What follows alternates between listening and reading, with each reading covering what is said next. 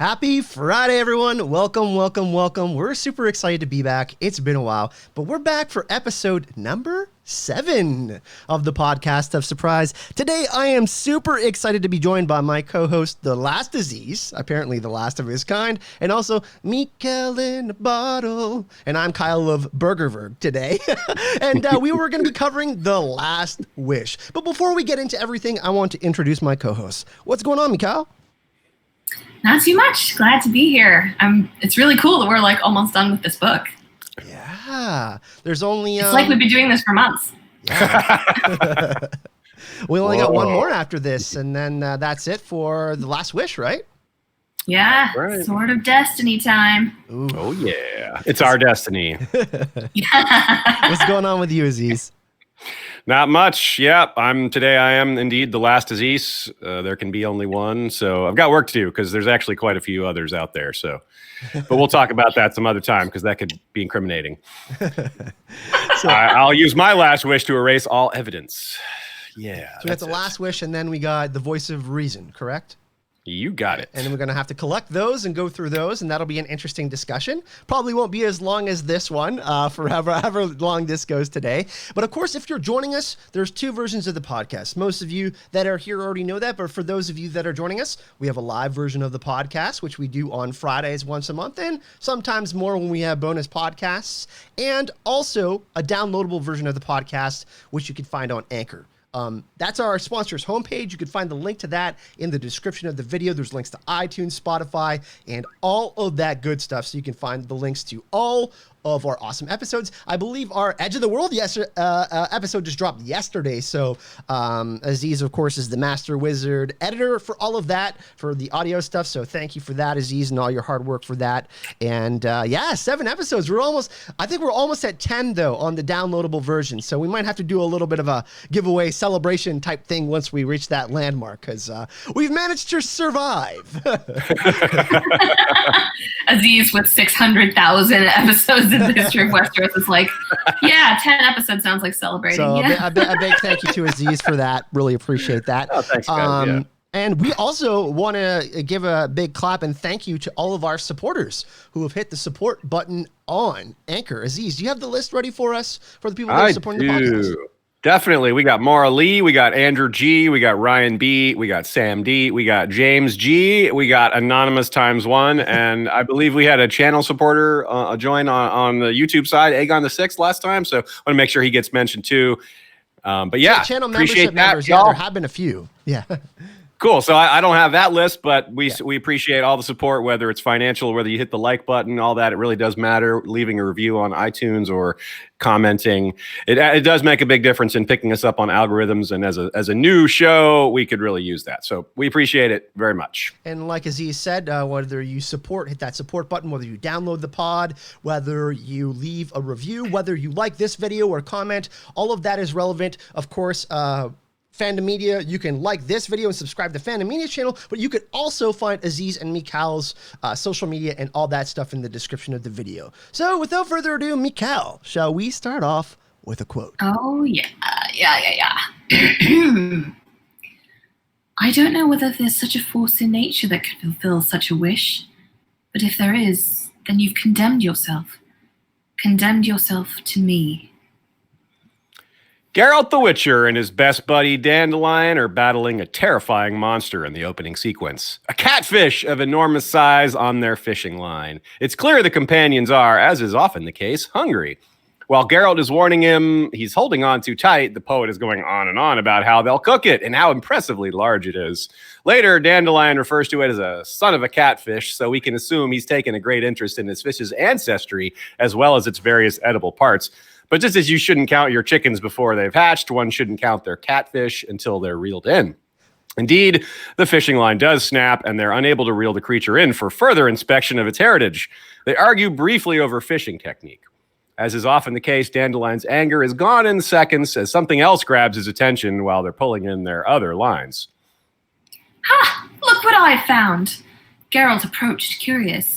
The find was a chipped stoneware jar, something like a 2-handled amphora, tangled up in netting, black with rotten algae, colonies of caddis larvae and snails, dripping with stinking slime. Geralt wants to examine the seal on the amphora, but Dandelion is already certain it contains a djinn and says he needs all 3 wishes for himself. Some tugging ensues, and then... The jar fell to the sand during the scuffle, and luminous red smoke burst forth. As the smoke begins to form into a large head with a beak, Dandelion demands that it obey. Geralt, already running for his silver sword, demands that Dandelion run for his life. He confidently stands facing the djinn and utters 2 rather petty wishes, one that a troubadour named Valdo Marks not do so well anymore, and that a count's daughter named Virginia love him. It's surprising he managed to get that far, considering... No one ever found out Dandelion's 3rd wish. 2 monstrous paws emerged from the horrible head and grabbed the bard by the throat. Dandelion screeched. Geralt manages to swipe at it with his blade, strike it with the sign of Ard, and pull Dandelion behind him, but the creature seems more bothered than truly harmed. Geralt happens on the seal, laying on the ground near where the amphora broke. Geralt, not having the least idea of what to do, squeezed the seal in his fist and, extending his hand towards the assailant, screamed out the words of an exorcism a priestess had once taught him. He had never used those words until now because, in principle, he didn't believe in superstitions. The effect surpassed his expectations. The creature seems pained, turns into a cloud of smoke, and dissipates. Geralt rushes to check on his friend, finding that not only can he not speak, he coughs up blood. Seeking to help him find a healer, in all haste, he rides for the nearest town, Rinda. Rinda has rules that say if you aren't special, you can't come in after dark. Being hurt badly doesn't make you special, turns out, and they're forced to hang around with a bunch of other people also waiting for dawn and entrance to the town. One of the men recognizes Dandelion, having seen him perform. Another, an elf named Cheridian, or Cheradin rather, offers to help, but quickly declares himself unable to after he learns what caused the poet's affliction. Cheradin is a skilled healer, but of natural maladies, and this one is supernatural. This is normally bad news since Rinda has provisions against mages, but this one is using a combination of ambassadorial immunity and the standard intimidation facing anyone who finds himself in conflict with far more powerful than they are. As Cheridian describes this sorceress, Yennefer of Vengerberg, there are hints that he has personal feelings on all this. Indeed, we learn later, he's quite in love with her. Geralt goes to the house where she's staying, a wealthy merchant ambassador from Novigrad named Bo Barent. After knocking out the stubborn doorman, he walks inside, only to find a naked man struggling to deal with an order for apple juice. He's none other than the merchant, quite drunk, it seems to Geralt, and the juice is apparently for this very Yennefer he hopes can save Dandelion. Arming himself with the apple juice, he proceeds. Finding himself in a bedroom, as he opens the door to the next... Aziz got really excited by apple juice. Oh, yeah, apple juice keeps me... I can't function normally when I'm thinking about apple juice. As he opens the door to the next room, he smells some ordinary but powerful scents, but something else unusual, lilac and gooseberries.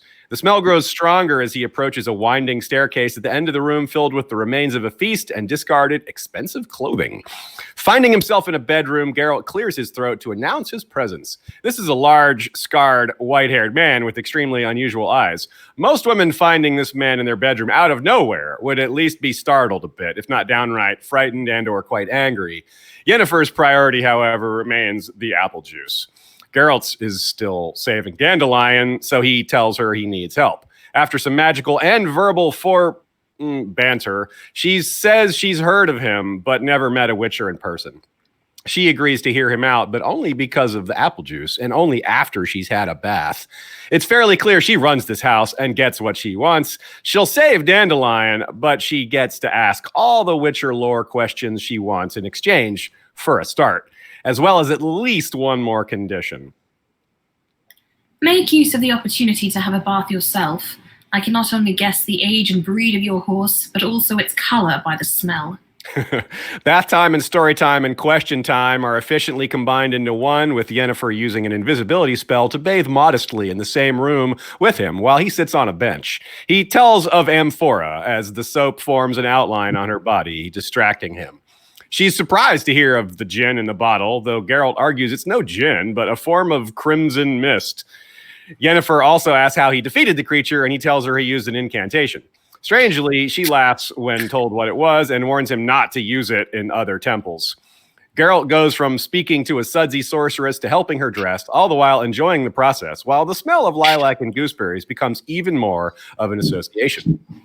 She tells him she doesn't think the incantation did anything, and he can't disagree, but also doesn't think Dandelion's wishes were relevant either. Though she seems to react oddly to the idea that he's already expressed wishes, she also agrees with him with a smile that this wish business is all just a fairy tale. Yet she immediately asks for the seal on the amphora. He does answer it, but dodges the question. They teleport to Cheredin's and chat with the elf while Yennefer gets to work on the healing. Cheredin muses that she never does anything without getting something in return. Geralt responds that he's only trying to help his friend, that he'd do anything for him, including sitting naked on a scorpion. That's precisely what you've got to beware of most. The elf smiled enigmatically. Because Yennefer knows it, and she likes to make the most of such knowledge. Don't trust her, Geralt. She's dangerous. He thinks the elf is exaggerating and suspects he has feelings for her that are warping his judgment. This is advice Geralt himself should probably be taking. As he waits, the Witcher muses on the nature of family and beauty and marriage as it pertains to sorceresses, druids, and priestesses. Eventually, she bids Geralt to come in the sick room, informs him he'll recover his vocal talents, Dandelion that is. Geralt is relieved, though his mind continues to wander, thinking about her. Perhaps that's why he's slow to realize what else is going on in the room. Dandelion is asleep, but appears to be dreaming, yet thinking he's having sex with the girl Virginia he tried to use his second wish on, while Yennefer has, shall we say, prepared the room, especially. A glass sphere the size of a small watermelon, aflame with milky light, lay in the center of the floor. The sphere marked the heart of a precisely traced 9-pointed star whose arms reached the corners and walls of the small chamber. A red pentagram was inscribed within the star. The tips of the pentagram were marked by black candles standing in weirdly shaped holders. Yennefer informs Geralt of the price for the healing of Dandelion, the seal. He believes this to be dangerous for his friend and refuses. She, however, in her own words, always gets what she wants. She will have the seal. And she demands payment for more than just Dandelion. Geralt owes a debt as well for his insolence, his sarcasm, his staring at her. She has debts in Rinda she intends to settle, and he is the one to do it. She grabbed his hair with both hands and kissed him violently on the lips, sinking her teeth into them like a vampire. The medallion on his neck quivered, and it felt to Geralt as if the chain was shrinking and strangling him. Something blazed in his head while a terrible humming filled his ears. He stopped seeing the sorceress's violet eyes and fell into darkness. He was kneeling. Yennefer was talking to him in a gentle, soft voice. He awakens in prison. That's confusing enough by itself, and he notices Cheredin is with him, which initially adds to the confusion until he learns that the elf is able to explain what happened. Her flaunting of rules and taxes had caused several high-ranking members of the town to act against her on a number of occasions. One of the tactics they used was slander. In this, they seem to have stooped rather low, veering deeply into misogyny and vulgarity. For those insults, Yennefer had Geralt give the payback, and apparently will suffer the consequences too. He lectured the town on the proper usage of the term whore. That alone wouldn't have gotten him into any real trouble, but then he beat up a number of citizens and authorities, including high-ranking officials, certainly enough at this point to warrant an execution for both him and Cheredin, who was guilty by association after trying to interfere. They expect to be hanged. But Counselor Laurel Nose, personally affected by all this, decided Geralt needed an extracurricular beating. One of the guards, a tall, strapping fellow, bald as a knee, his mug covered with bristles like a boar, pointed at the Witcher. He's repeatedly punched in the stomach, but decides it would be better for his internal organs if they knocked him unconscious with a blow to the head. So he tries to anger the man by wishing that he burst, while insulting his mother in a manner similar to what he just lectured the town against. Ground his teeth, stepped back, and took a swing. This time, according to Geralt's plan, aiming for his head. But the blow never came. The guard suddenly gobbled like a turkey, grew red, grabbed his stomach with both hands, howled, roared with pain, and burst. Next, we see So Have the Clouds. It's thundering, and so is the mayor. He's extremely unhappy about this strangely exploded person and all this magic in his allegedly magic-free town. But the priest Crep, a wielder of magic himself, though he calls it faith and prayer, thinks it must be Yennefer's doing. It was this priest who broke Yennefer's spell over Geralt, and it's well known that she and Laurel Nose are at odds. Geralt tells them almost everything. The priest understands, saying Yennefer wants to control the djinn, that it would give her great power, but it requires enslaving the creature, which of course it does not like. Genies, Crab turned up his nose, are spiteful and deceitful beings. They don't like being packed into bottles in order to move mountains. Off-screen, Yennefer's clever plan has reached what she expects is the final stage. She intends to capture the djinn while simultaneously saving Geralt. She teleports Dandelion into their midst after having used the same mind control spell on him that she used on the Witcher. He says, As soon as I had arrived, I was immediately to say, I quote, "My wish is for you to believe the Witcher is not guilty for what occurred. That and no other is my wish." Word for word. The priest grasps her plan. By the content of the third wish, Geralt is to be freed from prison, and by the fulfillment of its duties, the djinn is freed from Dandelion and can return to its own dimension. But Yennefer aims to trap it before it can escape. Just as understanding comes, the thunder peaks as well, and they realize that as they've been speaking, the djinn is fighting to escape Yennefer's clutches. The thunder is the djinn, and it's a particularly angry display. The mayor's concerned for the town, and Geralt is concerned for Yennefer, and smells lilac and gooseberries again. Krep thinks she's doomed and is happy about it. But Geralt convinces the priest to teleport him to Yennefer, and he respects the bravery. Arriving in the large common room of Airedale's Inn, he finds her surrounded by arcana. She's surprised he's willing to help after what she did to him, but also isn't interested. He insists that she's not powerful enough for this djinn. She insists she is. She tells him she cannot protect him and will send him away. She opens a portal to send him through. Instead, as the djinn enters the room, Geralt puts himself between it and her, and it stops. Then he grabs her and takes her with him through the escape portal. They land amidst oysters and argue, then wrestle, then teleport again, but sloppily. They fell, shattering the stair balustrade, and with a deafening crash landed on the table. The table had the right not to withstand the blow, and it didn't. Yennefer found herself under the table. He was sure she had lost consciousness. He was mistaken. Meanwhile, Krep has again figured things out. No wonder the djinn never struck Geralt and didn't respond to Dandelion's wishes. No wonder that man burst. No wonder she can't capture the djinn and doesn't understand why. The third wish has not yet been uttered. She forced Dandelion to make his third wish, but he had no authority to make that wish. Geralt owns the wishes and still has one more. And no wonder the djinn is even angrier than really, really angry. Geralt, when he uttered those words while grasping the seal, wished for it to get out of here and screw itself. How does a djinn even do that? We learn a lot about djinns in this story, but not that, except that doing so makes them angrier. We can assume it figured out a way, since it obeyed the get out of here part and has since returned. Geralt reveals the truth to her that he has the wish. Still, Yennefer refuses to let go and demands Geralt make the wish so she can proceed with the original plan and capturing it as soon as it's released from its wish duty. But he believes it will kill her, so by not making the wish, Krep continues to understand the options here. If he expressed the right wish, if he somehow tied his fate to the fate... No, I don't think it would occur to him. And it's probably better that it doesn't. But that is indeed exactly what he does. She yells suggestions at him, but all he can think of is her. That even in his thoughts, he could never betray her. The Witcher suddenly understood what it was he wanted, and he made his wish. The house explodes. The djinn roars with laughter and, once for each wish, circles around the town, taking out the spire of the town hall for good measure on the third pass. Geralt and Yennefer, no longer fully individual beings, are no longer fully individual beings, rather. They're tied to each other with bonds as sure and permanent as those that she sought to hold the djinn with. But these are given with love instead of force, giving willingly and in relative equality rather than a bond of slave and master. As Dandelion, Mayor Neville, and the rest consider how to memorialize the Witcher's sacrifice, thinking he's dead, it would be more fitting to say that he and she were reborn. They were caring and tender, and although neither quite knew what caring and tenderness were, they succeeded because they very much wanted to, and they were in no hurry whatsoever. The whole world had ceased to exist for a brief moment, but to them it seemed like a whole eternity. And then the world started to exist again, but it existed very differently.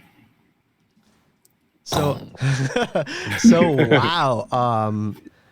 So let's get into our reactions. Obviously, all three of us really like this story. We've had a couple private conversations about it, and this is probably, I don't know, I was in Reddit and talking to other people. This is probably the most popular short stories in the two books. So I know a lot of people were hyped for this, but yeah, it's such a really interesting story. It has really interesting themes. Of course, we also have the Sapkowski inversions with a little bit of the Aladdin and the genie in the bottle, and he kind of talks about the pricing, which Michal actually brought up in a private conversation, that alternatively, this could have actually probably been named a question of price and the price that you pay for all of these wishes and other things that happen in life. But yeah, what were your overall thoughts of the chapter and the short story? I really enjoyed it. I thought it was a good mix of funny, a good mix of serious, a good mix of introducing Yennefer and moving the plot forward. Go ahead, Michal. Oh, yeah. No, I think the first time I read this, I really liked it. And then I kind of read it like briefly a couple of other times, and I didn't like it as much because some of the sexism kind of comes through a little bit more on second read. But as I was reading it for this and really looking into it, I think this is a really layered story, and there's a lot going on kind of on a thematic level that it took me a while to understand. And yeah, I really do think this could be, it's having a similar conversation to A Question of Price without putting that kind of word to it or that name to it. And I find that really fascinating because it's all kind of, that was very much about, monarchy and what they can demand of everyone else. And this is kind of about what individuals can demand of each other and what right power gives you. And yeah, I thought it was really interesting. It's really interesting to see the themes in The Question of Price and also in The Last Wish all built around destiny in different ways, because they all end up tying back to destiny and whether Geralt is gonna accept it or not. So that's something that we're obviously going to discuss. Great points, Michal. Aziz, what were your thoughts on The Last Wish? Yeah, I definitely agree. Overall, it's really strong, and it definitely gains a lot on rereads. There's a lot of hidden themes and some things that are really powerful that continue on later. And so on reread, you see where some of these things get set up or are being set up, and you see where they resolve or get used later. And there's a surprising amount of world building in this one. Lots of mentions of characters that become really important later, but they're barely mentioned here. So it's just like very minor setup, but that's fun on a reread to see those names get mentioned and to see them come up. But yeah, as far as the quality, but yeah, I really agree. It is really layered. There's so much to it that it's hidden behind some of the, Sapkowski likes to play with sort of straightforward dialogue and silly dialogue, and sometimes that can mask the seriousness of the themes behind them all. It's like he puts like this sort of what's not the right word, like happy-go-lucky cover on some things that ends up being quite serious. And he does that so well. We covered that last time as well with Edge of the World, which is even more lighthearted for quite a while before getting really serious and into the xenophobia and the kind of genocide of the elves. Yeah, exactly. And this is the same, but the seriousness isn't on nearly as difficult a topic, because while there are powerful themes about socialization and power dynamics and social hierarchy, especially like people have to wait outside to get healing, like that's no fun. But it's not, but love, while complicated, is a much more friendly topic, much more, it's not as harsh as dealing with racism and things like that. So that is a difference. It's not necessarily one isn't better than the other, but it is a different, important, powerful theme. And I'm really impressed with how he's able to describe love and new love and these feelings without, in the same way he avoids dealing with what the third wish actually was. He does all these things by describing what's around them without describing the thing that's generating those feelings. And it's really, really great. I couldn't put that into words. I still don't think I put it into words that well, but I hope that's close. He's elliptical. He talks around the things that he is talking about a lot of the time.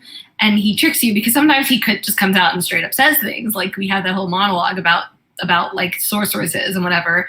So I think we expect things to be told to us, and then when they're not, it comes across sometimes as an omission until you figure out that it's actually there.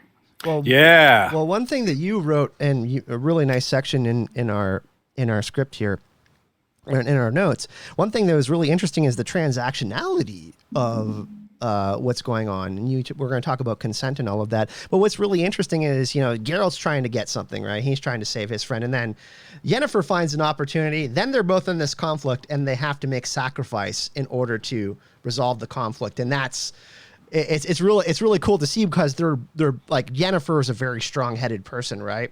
And when Sapkowski introduces you, you're like, wow, she's a bad bitch. She's like running a business, like running a brothel, and she's like imprisoned in this town, and there's like gender inequality and shit. So it's like really cool to kind of see how he builds it up until the end, and then you're like, oh, okay, they are gonna compromise. So yeah, I thought that was we're gonna get into all of that, but I thought that was a really cool part of it. One other thing to add, sort of reaction, sort of craft, sort of segueing into our next section, that there's a lot of mirroring in this one. Not only do you have scenes that play out parallel while one person describes what's happening, another, usually it's Crep describing like the magic that's happening and describing what decision Geralt and Yennefer are facing while they're actually in the action and dealing with it, so they can't pause to think. So that's a pretty nice technique. But also in terms of things that happen in the story. For example, the strong strong theme of just how intensely someone will fight to maintain their freedom, whether it's the catfish at the beginning of the story or the djinn at the end, which is a much more conscious being, or Geralt thinking of that poor giant bumblebee that he and Eskel tied a rope to, which is a particularly strange but very fitting memory to fit in here. And then we have things like, no one ever found out what Dandelion's third wish was, or no one ever found out what Neville was thinking. No one ever found out what the Chamberlain would demand. Like, he just uses these things for humor. So it's just, he uses that same thing in a variety of ways, the mirroring or the repetition of ideas but with the change to each time. So yeah, I could say a lot about that, but that's one thing that's also really interesting too is, as Sapkowski delivers each short story throughout The Last Wish, we get to learn more about Geralt and why he is the way he is, like his relationships, why it's so difficult for him to trust people and love.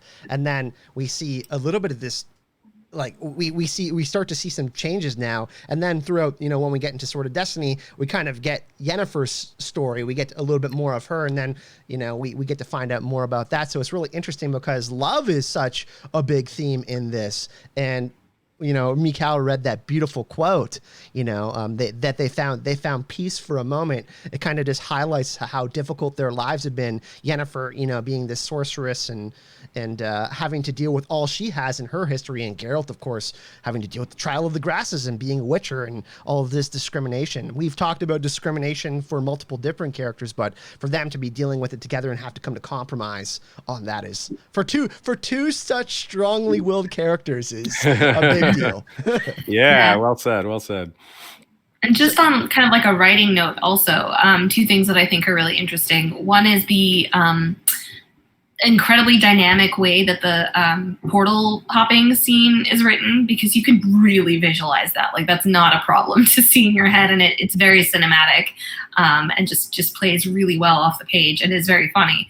But then also about that quote, it's so interesting because it's sort of, I think, emblematic of Sapkowski, because a lot of what he does is kind of like, it feels very base. It feels very gross. Like, what are Geralt and Yennefer doing? They're having sex. Like, it's not, whatever. But between the fact that Tridden keeps talking about like grand words and like and then the way that Sapkowski writes about it, which is kind of in a grand way, and that like this is an emotional connection, not just a physical one.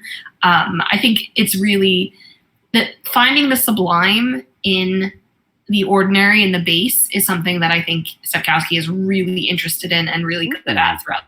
Well, one thing that's also discussed in the fandom a lot, I had a couple conversations on Reddit with some of the Witcher fandom members. People are saying that this is the best love story in the whole series, Yennefer and Geralt. I mean, there's obviously the whole Triss Marigold stuff that, that's more of a game thing, but like this is a big deal, right? Like they like even though we don't really know what the last wish is, they have a true love for each other. Yeah, we have an idea. We have an idea of some of its parameters, right? We don't know exactly the wording, but we have a lot of concept of what it involves. And an interesting word choice, the word condemned. I think you were saying when we were talking about it, Aziz, is not necessarily like you. That's not your marriage vows. Yeah. Also, it's Yennefer's reaction. Like Yennefer is an independent, powerful person. If he had used the wish in a way that like bound her to him in a way she didn't like, in a way that she thought was like enslaving, she wouldn't react so positively to it, right? That's very clear that she's not only approves, but is kind of blown away by it. And like, wow, you gave this power up for me. Like you could have used your wish on yourself, but you did it this way. So that just is really moving, right? Because it is hard to give up power. It's hard to give up like that much power, especially, but he did it almost without much, he didn't, it seems like it hardly tested him at all. He wasn't really tempted by using it on himself. That's one of the most honest moments between those two characters in the whole series. Like what Yennefer says right there. She's truly shocked, right? She's like, oh, like, I mean, yeah, like that's a big deal, right? Like they both could have died. So he had to make a pretty big decision there. I wonder if it's like, not to skip too far ahead into like what it could be, but I wonder if it's kind of like bind my fate to hers rather than bind her fate to mine. Oh, that would be a little more selfless. Yeah. Right. Well, we are going to we're going to have a big discussion on that for sure. It's going to pop up every once in a while. Maybe this is what the wish was. We'll probably discuss it 3 or 4 times because it really pops up. So yeah. But again, I mean, that's the pattern, right? Like the go fuck yourself to the djinn, and then I hope you burst to the dungeon guy, and then this transcendent, incredible bond between these two people that comes to define both of them and Ciri's life and Dandelion and the series. Just it's an incredible kind of contrast that he does. Yeah, there's like a continuation of several minor themes and major themes. Like it comes up a lot where people ask him about his scars. There's more of this elf world building, but there's also this and other things like the societal world building, but also this Geralt being wrong about magic, being confidently wrong about things, about the djinn, about the details of djinns, even after realizing it is in fact a djinn, not some new crimson mist. Even though it came from an old bottle, like he's like, no, it's new. By the way, Dandelion and about the is wishes an idiot. too. Dandelion is wrong on a lot of things. Speaking of more, he's more wrong than Geralt. That's true. If you want to get things right, don't put them together in a room. It's not. Yeah, but Dandelion's even more confidently wrong. Speaking of transactionality and commerce, we won't give the award to Dandelion, as some would say.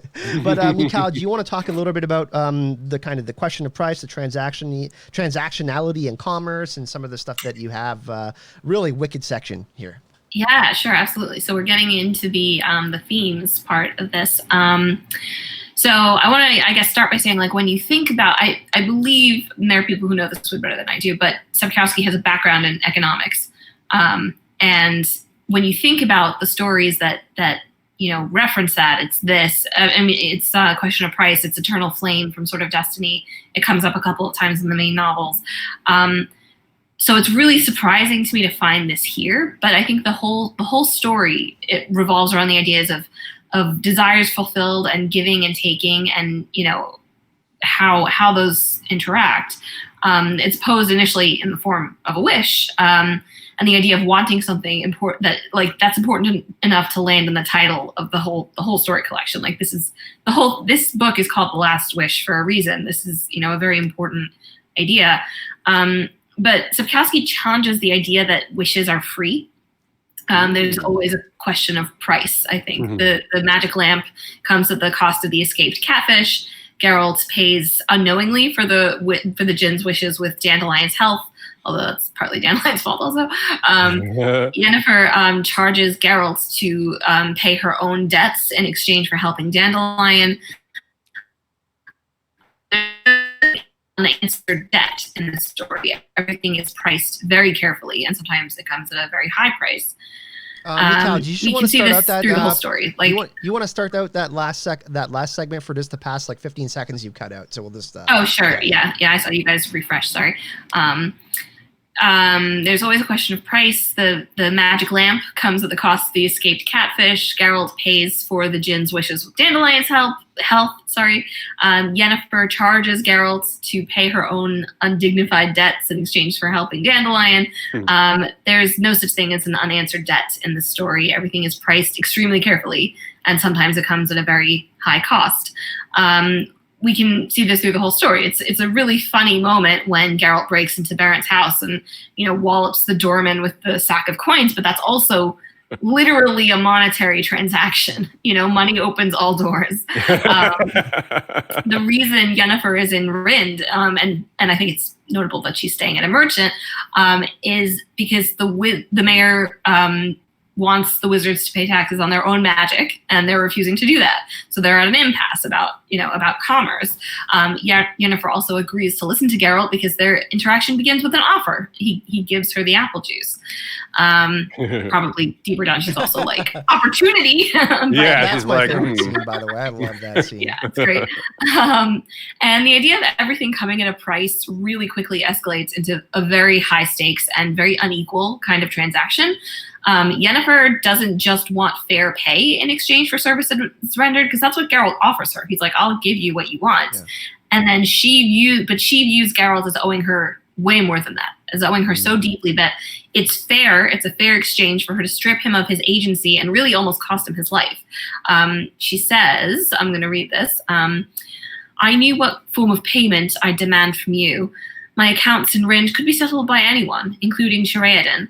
But you're the one who's going to do it, because you have to pay me for your insolence, for the cold way you look at me, for the eyes which fish for every detail, for your stony face and the sarcastic tone of voice, for thinking that you could stand face to face with Yennefer of Vengerberg and believe her to be full of self-admiration and arrogance, a calculating witch while staring at her soapy tits. Pay up, Geralt of Rivia. Yeah. That's what she... Yeah. She's a bad bitch. I love it. Yeah. So she's saying you have to pay me back, not because of what I've done for you, but because of what you've taken from me, from the details that you've gleaned from me, from looking at me while I was naked, even though you couldn't really see me, but you could. I didn't choose to give that to you, and so you're going to pay for it. And then tangentially, I think it's important to note that the magic in this story really revolves around the price of power. Crap basically tells us that using a djinn is a magical cheat code, basically. It's like a coupon. The sorcerer is so much more powerful, but not only are they more powerful, they don't have to use their own power. They're using the djinn's power. It's not they're not spending of their own strength. And the same goes for using portals, right? Like they're magical cheats. And I think Geralt's skepticism at portals initially is very telling, because he's like, everybody's like, oh, they're safe, they're free to use. And he's like, yeah, I've seen people like literally be cut in half. And the price could be very, very high. You know what I absolutely love about this? The idea that you have to give something to get something back. It really reminds me of the parameters that George R. R. Martin set around A Song of Ice and Fire. The death and life payment. It's very similar. It's very similar to this. That's a good point. Yeah. I really like too some of the themes of how another bits of how he mirrors things. This comes up again with the loving. Geralt at the beginning is trying to stop a loved one from dealing with power beyond their control. With Dandelion, it's very simple with dealing with this catfish that's too strong for him, that the line can't hold. And Yennefer at the end, of course, they both have these big plans, and they're both describing the same problem, but have, Dandelion's version is much more microscopic, right? The power of this giant catfish isn't, he just wants to, use the head for soup and eat it, Yeah, while we're on the subject of catfish, I just have to say this is our first reference to fish soup, which will become very important later on. Fish soup, portal. We've had flying Yennefer. fish soup. Like what's with Sapkowski and all his fish, man? Fish bring everyone. It's true. It's true. So here's here's a quote. Relation fish. Oh, I'm sorry. You cut out, so I talked over you because you cut out. Did you say relation fish? Yes, that's what I said. Instead of relationship? That's We pretty have a good. real relation fish with this story. So here's let's do this don't apologize quote. This is another great example to fit in here between as you're talking about these concepts that I think is really captures pretty well the interplay between Geralt and Cheraden and the way Sapkowski gets at describing love without again describing it. So Kyle, why don't you read the underlined one here and Michal read the main part? Right, I'm the underlined one? Okay. Yeah. Don't apologize. I know what you feel. I doubt it because I don't know myself. The elf smiled. The smile had little to do with joy. That's just it, Geralt. Precisely it. Yeah, there's so many joinings and bondings in this one, whether they're intentional or not, or whether they're willing or not, whether it's a matter of capturing someone, enslaving a being or a person, or getting them to do your bidding. It's part of this transactional discussion that we're having, but this is as a sort of parallel theme or overlapping theme, I guess we could call it. And it really just lasts the entire way through from the first part of the story till the very last bit. So I find that particularly clever and well made as far as the craft of the story. It's really, really clever how he manages to do all that with everything else going on at the same time. Which is like, you got to really look, you got to be like, what? Oh, okay, I get it. And then once you see it, yeah. Okay, well, Macropatch in the chat is saying that Sapkowski actually loves to fish and wrote a short story for a fishing magazine. Really? So we can put this one on the troll board again. Nice. Sapkowski. It's the nature of fish stories, right? That you're supposed to exaggerate, right? So that's kind of neat. That Dandelion having a part of a story where there's lots of exaggeration and people going over the top is pretty perfect. I love how this is all just like we're like going deep into it, and Sapkowski's like really just wanted to write about fish. Love fish.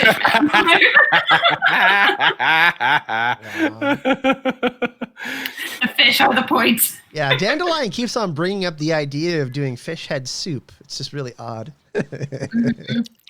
Yeah, and then the only part of the djinn that forms basically is its head until its arms reach out and strangle him.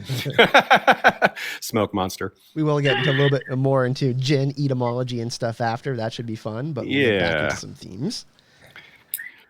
Yeah. Shall I bring up the consent part of all this? Yeah. That's good. Yeah, so obviously transactionality has a lot to do with consent, and it was actually hard to decide whether these were two separate topics or one. So I'm splitting the difference, and they're linked.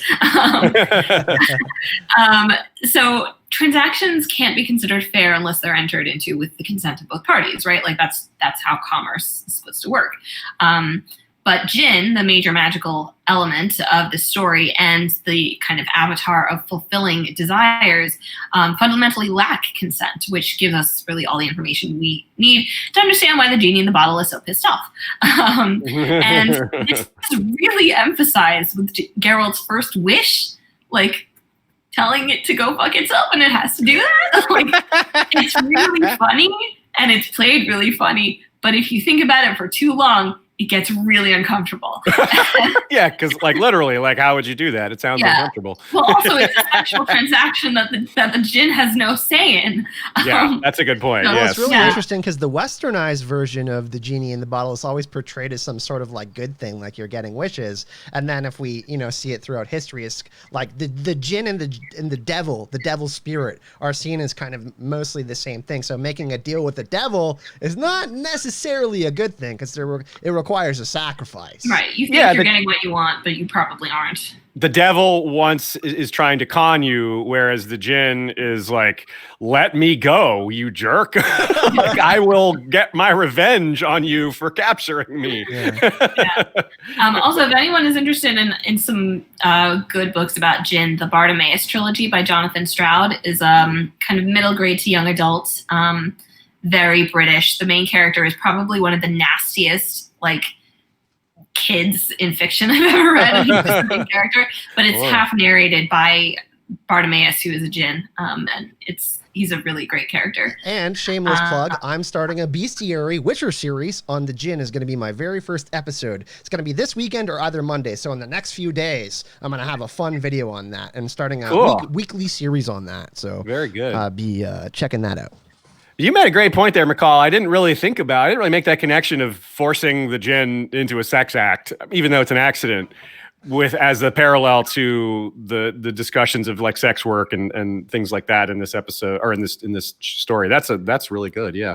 Another parallel. There's so many parallels in a 64-page story. It's amazing. Yeah, right. And it comes back later with Geralt and Yennefer, because Yennefer views Geralt as kind of depriving her of her agency, bodily speaking. He's like looking into her past. So she treats him in kind. There isn't actually any sex in their initial interaction, but it is very explicitly sexual. Geralt is very turned on by Yennefer's figure. Dandelion is having sexy time dreams in that room that Geralt is a little bit like perplexed. And his first wishes revolve around he picks one woman. You know what I mean? He's he's not very high-minded. He didn't think that through very much. He's like involved with like 50 different women. But he's worried about one. Yeah. I don't like this other part. I want him to die. we need our every episode we have our Michal misogynistic throwdown, and Dandelion needs to be taken down. I'll get to that in a second with some of the other stuff.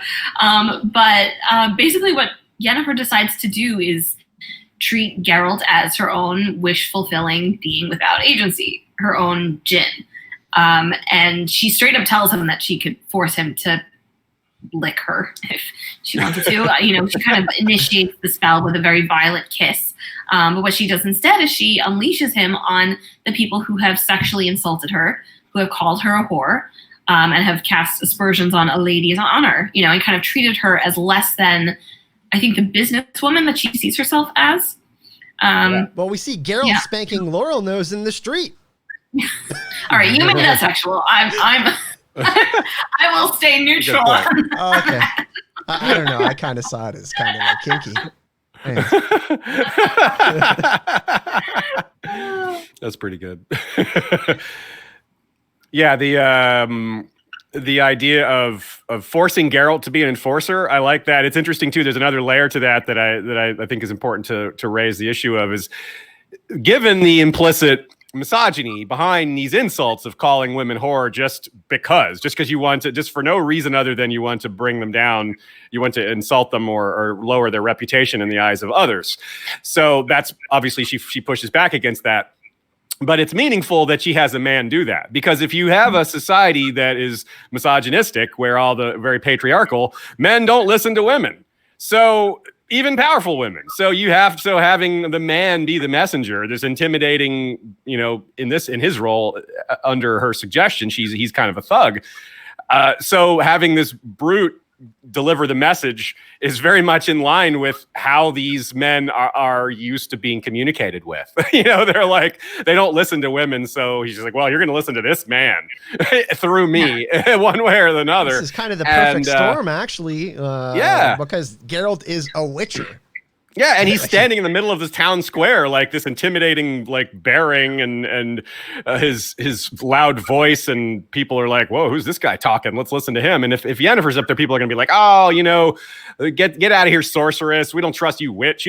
She's gonna be attacked with misogyny and with people calling her out for being a woman. There's things like that, and they won't listen. So it's I think that's a little under the radar aspect to this.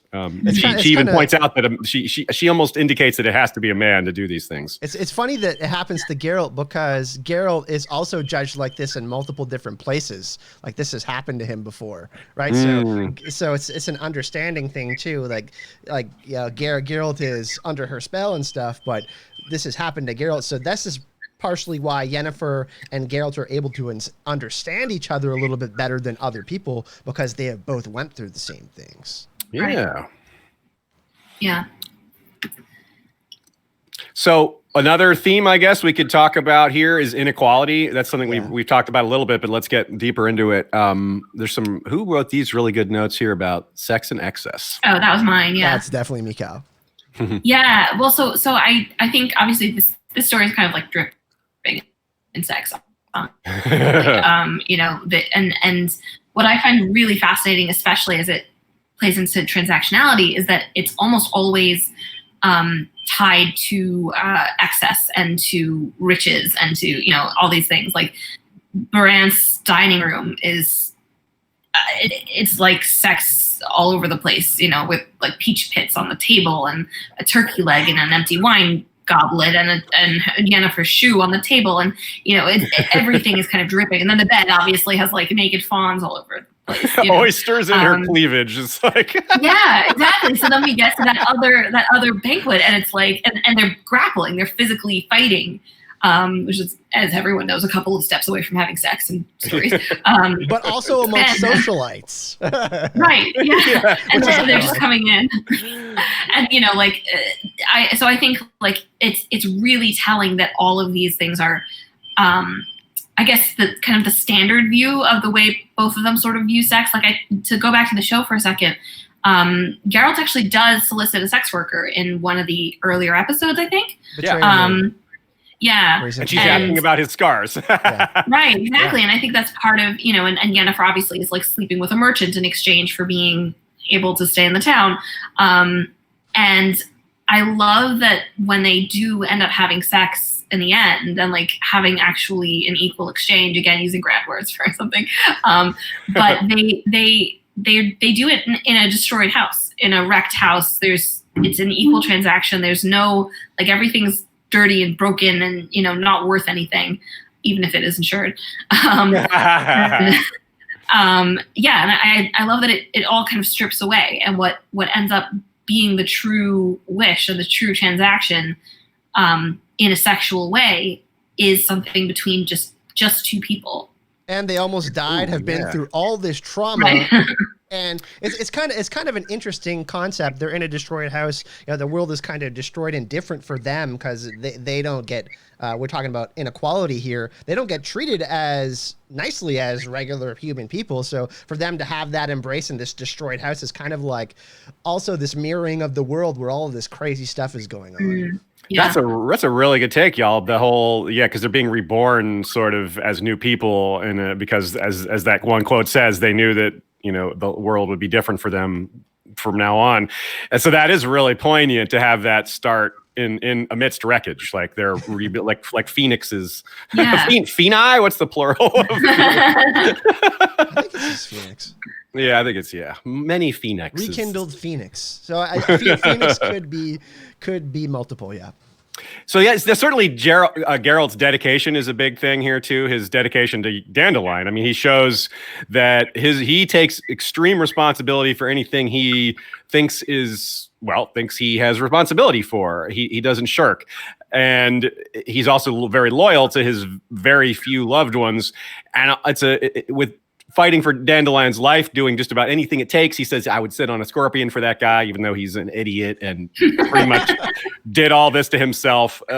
But I love how Sapkowski plays with the idea that love is magical with using actual magic, but using also actual love. I mean, it's very common in fiction, or heck, in nonfiction, for human beings, for authors, to just regular folk to describe love as magical. It's one of the most powerful emotions we have as living creatures. Perhaps the most powerful. It might be, yeah, it might be. And magic as love is not meant to be taken literally in the real world, but here in this story it is, because magic is real in this story. So it's a really neat overlap of real love with bonded love, magical love, and he did it in a way that removes a lot of the inherent power dynamics within a relationship because they're magically bonded, and there's now rules around them, but they're rules that to their relationship that they neither of them thinks is unfair or unequal. So even though we still don't know what the wish is, we get that sense of it. So that's really cool. We have Yennefer's reaction, which is obviously super powerful. Yeah, again, the fact that she doesn't get mad about being bound to him is extremely telling, given how independent she is. Yeah, that's huge. I see all sorts. By the way, I just want to thank everyone in chat for joining us today. I'm seeing so many awesome conversations. I'm kind of getting distracted between looking at our document and looking at the awesome conversation in the chat. We will get to you guys a little bit after, so thank you for joining us. Just want to say that. Yeah, it's humming over there. Right on. Awesome debates. Lots of alcohol talk, I see, which is nice. Well, this does have bottles in it, right? Gin in a bottle, liquor in a bottle. Michal in a bottle. Do do do do do do do. So, shall we move on to influences? Are we there yet, or did we miss anything? Yeah. The three wishes, did we kind of, I mean, we'll discuss that even more. Let's just I think we could run over it again real quick. Again, just to be clear on everything, the three wishes were for the Djinn to get out of here and fuck itself. Plow itself, yes. For that guy's head to explode, and then the big, mysterious thing we can only get around without getting the detail. We all agree that it's some sort of binding to their destinies together. Yes, something huge. The catfish. Yeah. Honestly, there are a lot of questions I would have for Sapkowski, but my biggest one would be like, please just tell me the story of that priestess who told Geralt that incantation. Like, I need that in my life. So he's said, right, this is an idea, this is an opportunity for him. He said he doesn't really want to write a Witcher prequel, nor could he really write a sequel. So he did. So Season of Storms is a midquel. So if he wanted another midquel, that could be it. That could be the story of Geralt and, and the wacky incantation. Yes, please. Because some weird shit happens in that one. That comes after Lady of the Lake. So yeah. Okay. So influences. We start with a quote here. How about which of you wants to read Vladimir? A gin in a bottle, muttered Vladimir, like a fairy tale. Not quite. Geralt indicated Dandelion curled up on the pallet. I don't know of any fairy tale that ends like this. I feel like that's Geralt being like, you Sapkowski, you're the one who writes the fairy tales that end like this. It's kind of a giant troll because of all of the inversions he does with the fairy tales right there, right? Like he's just telling us right there. Oh, Aziz, you're muted. I am. I bumped my mute button on my microphone by accident. He was so excited to speak about this. I smacked my pop filter into my mute button by accident. There's lots of fairy tale like straight up they mention fairy tale. Like both Yennefer says, "Oh yeah, gin's really a fairy tale thing," and this Vladimir says, "A gin in a bottle, like a fairy tale." Yeah, he's not under the radar with that at all. He flat out mentions the word fairy tale a few times. So, of course, a lot of people are going to think of Aladdin, 1001 Arabian Nights because of genies and jinns. But actually, that's not that close of an association here. It sort of is by association, but it's not direct. The Aladdin movies are obviously a popular association, but the Three Wishes things was an addition to the Disney version. That has nothing to do with the original Aladdin Arabian Nights. In fact, there's multiple genies in the originals, and those genies are not particularly angry, and there's unlimited wishes from them.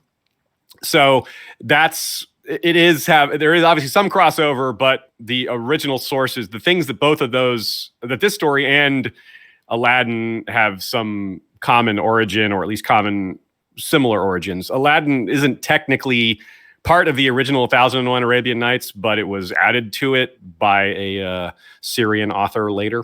So perhaps a better parallel is The Three Ridiculous Wishes by Charles Perrault, written in 1697. It's a French literary fairy tale, and it's apparently the first ever example of the Three Wishes trope in all of literature.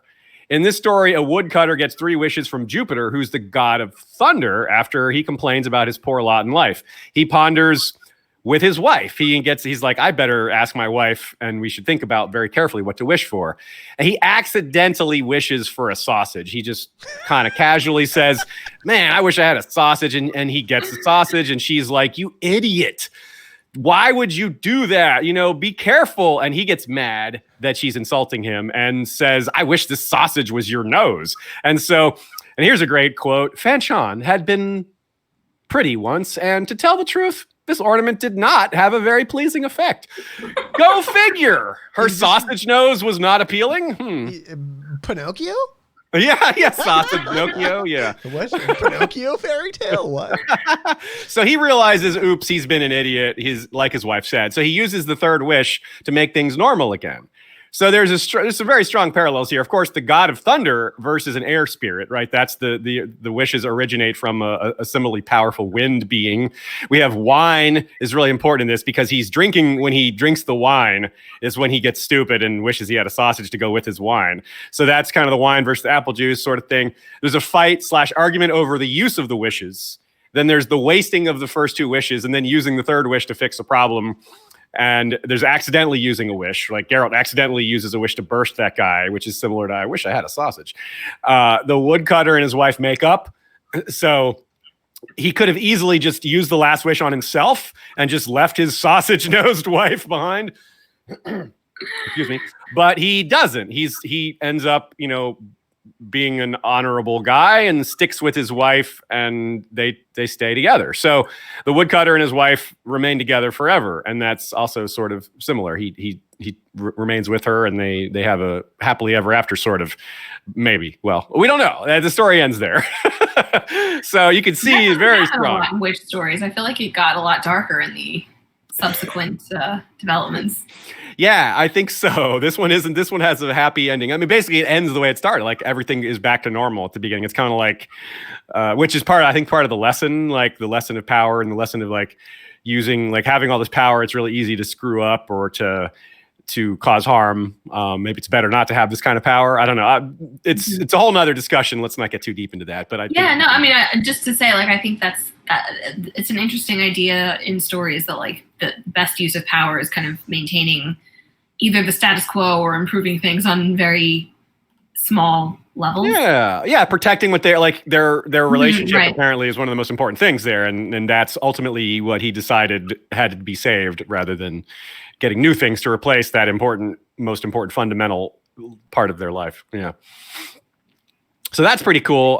Those are great influences. I wonder how aware of the Three Ridiculous Wishes by Charles Perrault Sapkowski is, or if he's just more familiar with the outtakes, the stories that were built off of that, the other versions of the three wish tropes that come from so many other places, as we know, the genie, the djinn thing. Interestingly, Kyle, you'll probably get into this. Well, I was just actually going to bring this up right now. I was going to jump in on go ahead. this. Yeah. I'm just going to kind of spoil one of the tropes for the djinn part.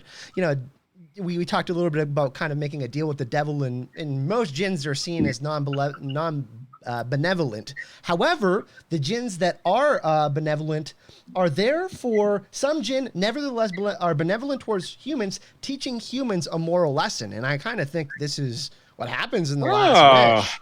So this is in the Quran and way back, thousands of years ago, this theology was around. So it's pretty interesting that benevolent jinns are there to teach a lesson, kind of like spirit. We hear the idea of spirit guides all the time in religion and stuff like that. So that's kind of interesting to kind of point out, to see what's happening in the last wish, I think. Right on. I actually have another book recommendation. Cool. The Golem and the Genie by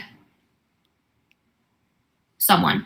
It's a really good book. It's basically set in like 1900 New York, and a golem from like Eastern Europe is brought to New York City, and she ends up meeting a djinn from Arabia, and it's really intense, and it does deal a lot with the idea of like the very negative side of getting a djinn in your life and what dangerous things that can wreak. It's a really beautiful, like, elevated fantasy novel, so I highly recommend it. That's and awesome. Standalone for now. So phew. Yes, not as big a commitment. So you were saying, Aziz, before both of us. Yeah, no, that's fantastic. I was going to bring us to both to a combo topic here, which is our usual herb lore, but the herb lore is perhaps I'm dubious that the herb lore will ever be more on point than it is this time, though I've kind of have been surprised before. Like almost every time I'm surprised by how on point the herb lore is. So this time it's also ties directly with the influences. So we have another literary influence tied to the herb lore. It's really cool. So start off with lilacs, which are not tied to the literary side, and then move on to gooseberry, which is. Okay, so lilac, they bloom when spring is coming. Like they're sort of like the flower version of the groundhog, where if the lilacs are blooming, spring is coming. So they're a harbinger of spring and renewal, which is obviously a big thing here with the end of things being destroyed and Geralt and Yennefer being reborn. Yeah. And Yennefer was born on Beltane, which is the beginning of spring, which also Ciri was born on there. So that's cool for them. White or purple lilacs, that's the color they come in. They come in generally white or purple or in between, like a pinkish. And Yennefer's eyes are purple, so that's a really good fit. Very commonly, they're seen as a symbol for the first emotions of love, i.e. new love. So boom, right there. And he always talks about how he never forgets that scent. Yeah. It comes to him even in times where he shouldn't be able to smell. Like when they're in this swirling vortex, when the djinn is attacking them, he still smells it. It's like, wait, there's like wind everywhere, and he's like, I smell lilac and gooseberry. He's like, we know his sense of smell is really strong, but damn. So now, within an existing relationship, a lilac is a symbol of jealousy or suspicion of infidelity, which, hey, no spoilers, but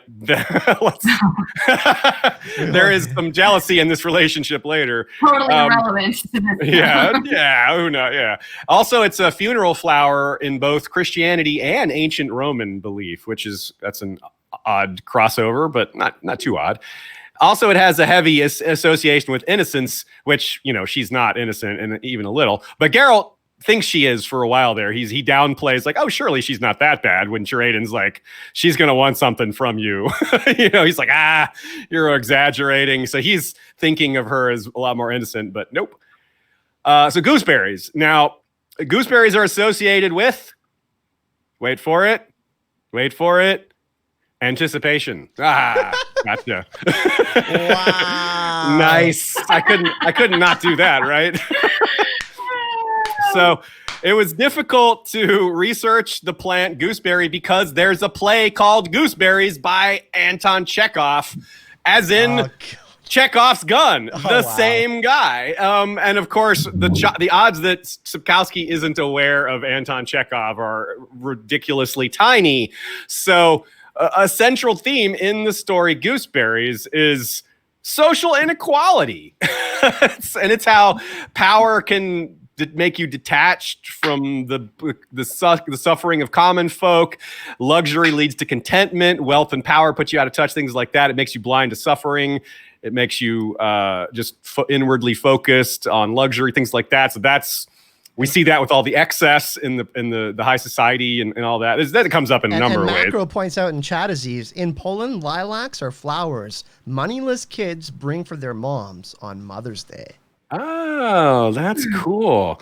So you're talking about social hierarchy this second ago. That's really interesting. And the idea of motherhood. Yeah. Ooh. Yeah. Very that's true. That's one big topic between Geralt and Yennefer for sure. Yeah. So in ancient legends too, fairies would hide in gooseberry bushes. So that's maybe a little magical connection there. And also there's a place called Skillinga in Sweden that has a gooseberry festival, and Skillinga obviously sounds a lot like Skellige. Random factoid, it's illegal to grow gooseberry in most U.S. states. It used to be banned in all U.S. states because of a particularly nasty fungus that's unique to it that there's no cure for, and it can spread to other things. And so, yeah, it just... Like the dandelion. Boom. Kate Bertinsky says, Chekhov's gooseberry. Lol. Yeah, right?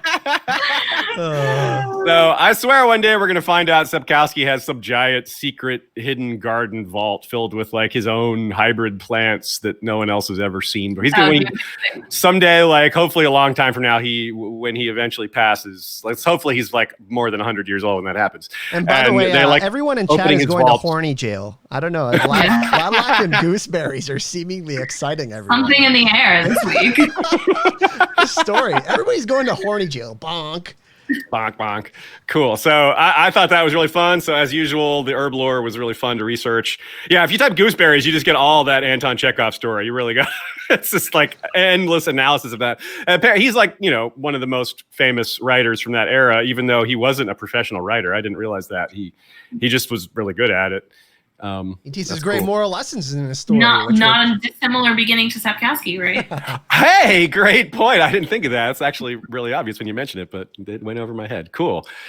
So do we have more on that, or should we move on to characters? Because I thought this was also a nice segue into Yennefer herself, given those herbs are pretty much all about her and Geralt's reaction to them. Yeah, let's do characters. Yeah, cool. Yennefer.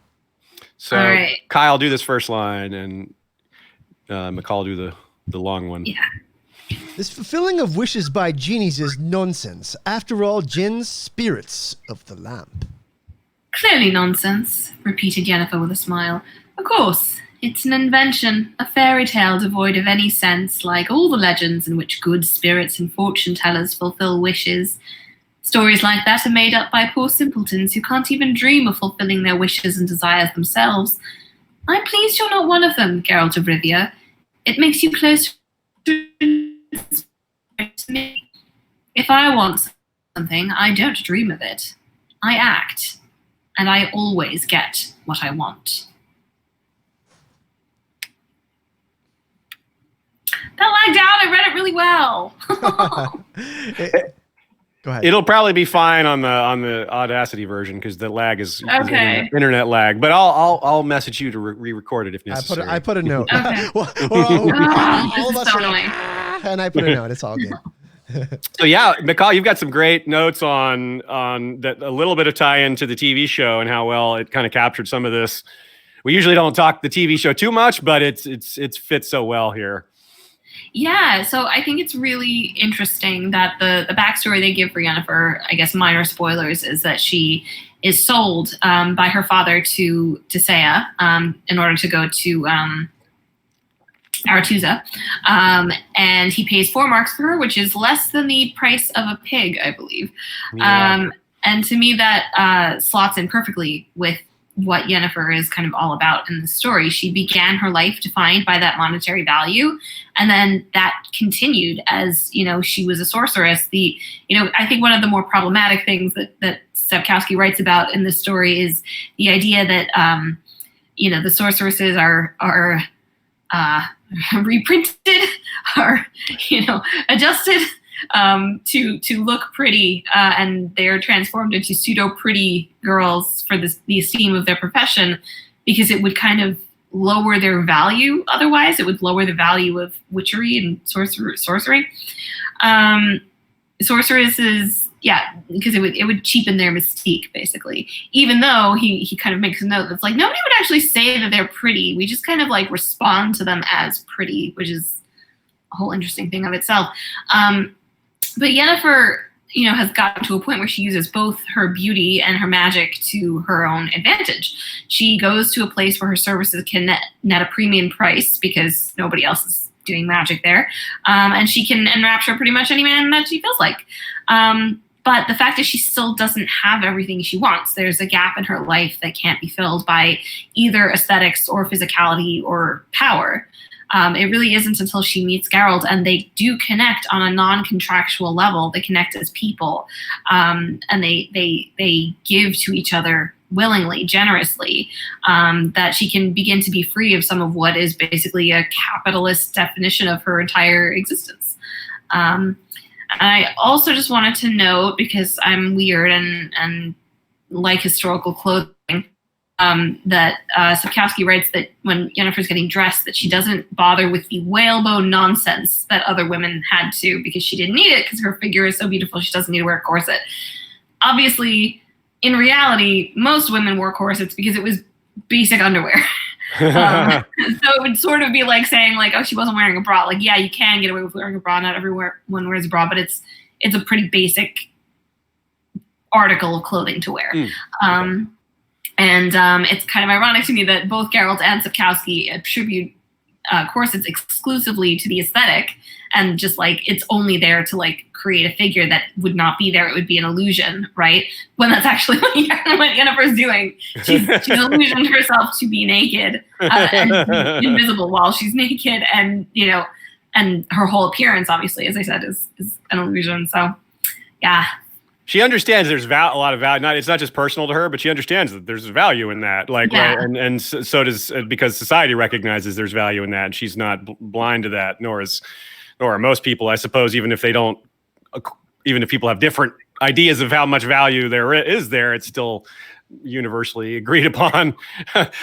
But men constantly try to downplay that value, and that's part of the story here. Is Yennefer's like, no, I have the power to enforce the terms the way they should be. I set these prices. Men don't set the prices on me. I set the price on me. Which is interesting, that's how it should be. Which is interesting because kingpins are usually men, and she's like the kingpin in this situation. So, right. She is a crime boss, sort of, with less crime, but she's outside the law. It's maybe calling her a crime boss is probably going too far, but she is outside the law. Value, obviously, that's what Sapkowski is trying to show. She controls the entire flow of magic. She's in charge of that. And she has other people doing her, like she is in prison, like you said, she has to stay inside her house. Like a lot of crime bosses can't just walk out in the street because they have so many enemies, but they can send their underlings out to do to go issue beatings and give speeches in the town square. So it's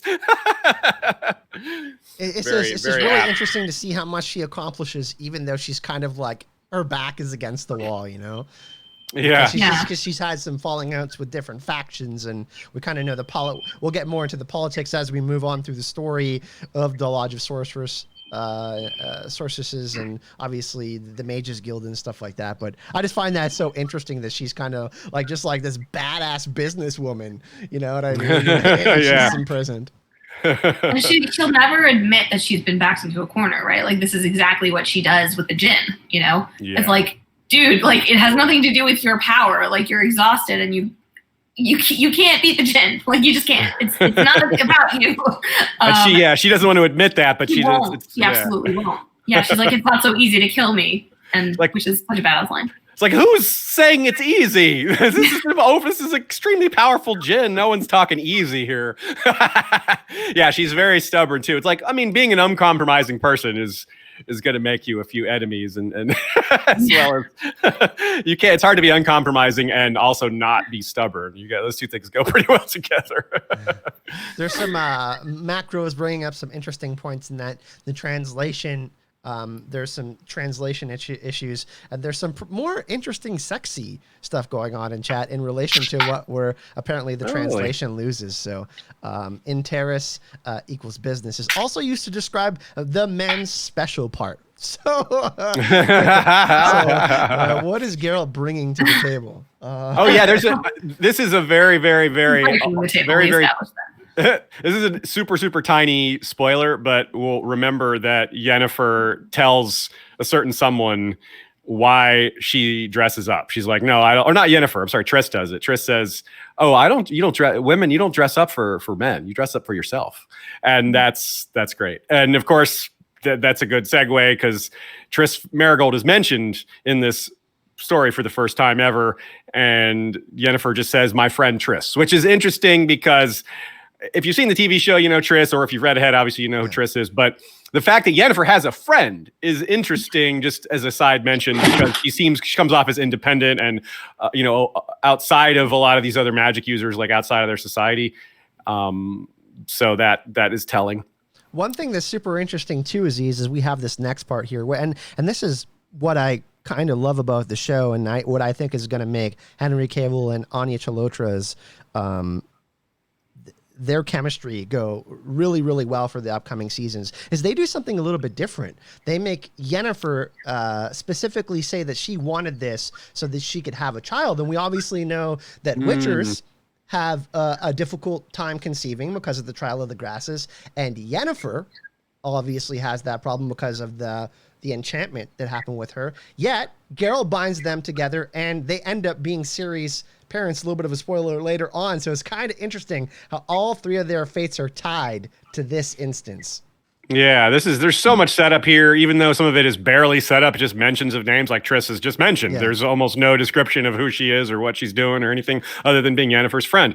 We get Vesemir, Eskel, and Kaer Morhen mentioned here too, which is those are all important, but barely reference this the fact that it's Kaer Morhen is the Witcher's settlement. That's the first time it's ever mentioned. It's like, oh, they have a settlement? And that's really cool, but there's so many rabbit holes in this story. We had to decide that not to go down all these rabbit holes because it would make the episode monstrous. And we have other opportunities later to talk about Vesemir, Eskel, Kaer Morhen, and all that. So yeah, I was kind of like, guys, how much do we want to say about the prophet Leobitus?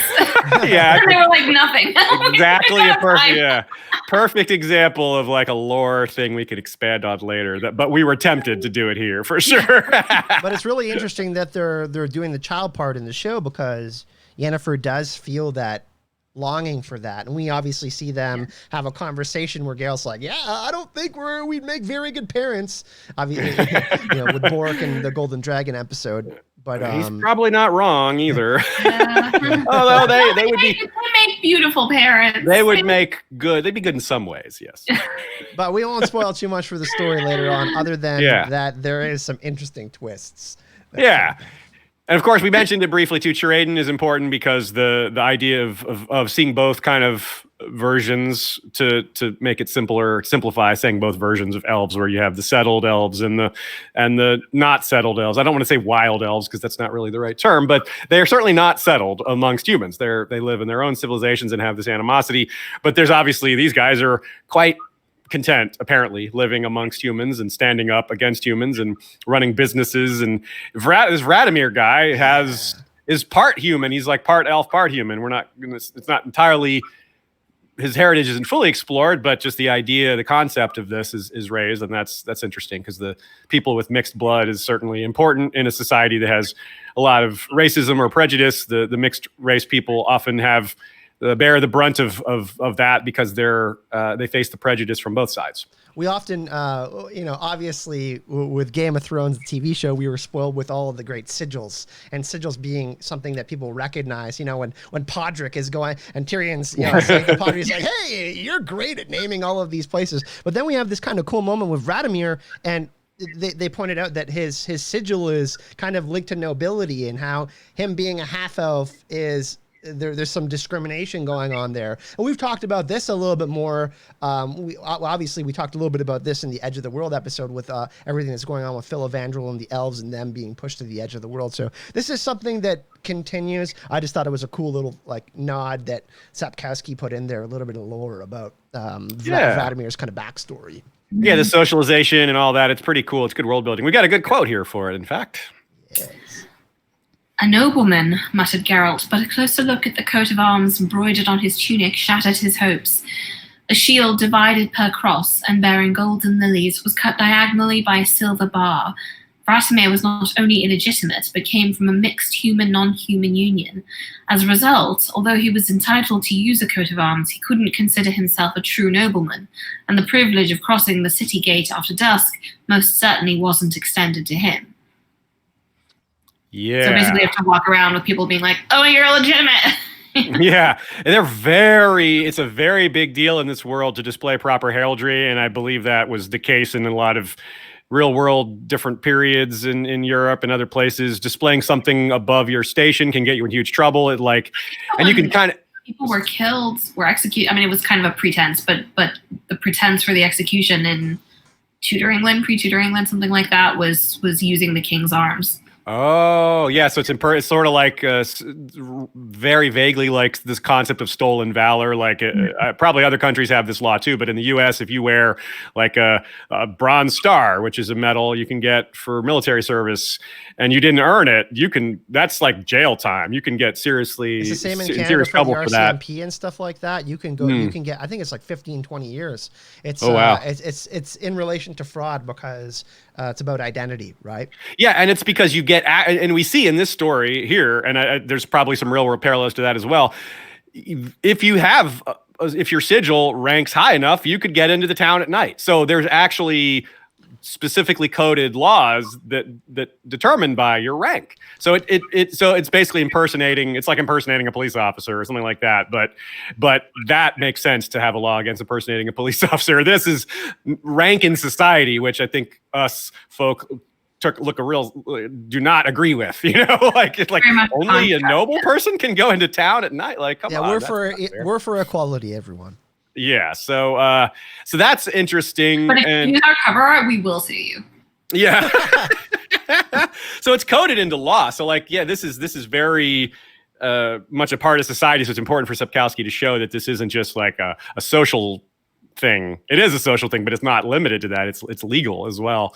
Yeah. It comes back to value, right? Like it comes back to how much it's almost like when they're trying to cross into the city, it's like insufficient funds. You're not important enough. Your value is less than what it would cost to get you into the city. And all of these people, despite their different backgrounds, are in that boat together.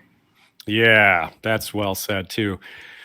So there's a little more on heraldry here that relates to a lore topic, a small minor lore topic that we've got here that also relates to the Amphora. So let's go on a little short journey of connected details here. Here's a quote from the genealogy stuff that Sapkowski wrote. So this is not from this story, but it relates to this story. Here it is. The former coat of arms of the Kingdom of Temeria, dating back to the times of Desmond and Geddes, was such. In the cut-off shield. These words don't make sense. In the cut-off shield. We always get one of these, so I'm appreciative of that. No, but it's heraldry. Okay, I just restart, Michal. It's all good.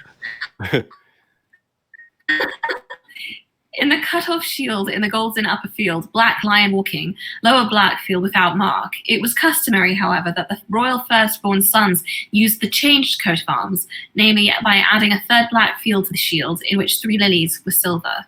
So the 3 silver lilies are the royal family of Temeria's an important association there. They used to be gold. Originally, they changed them. And this sigil that Vladimir has is golden lilies. So I think that is relating to the nation of Temeria, because all this happens is Temeria. Rinda is in Temeria.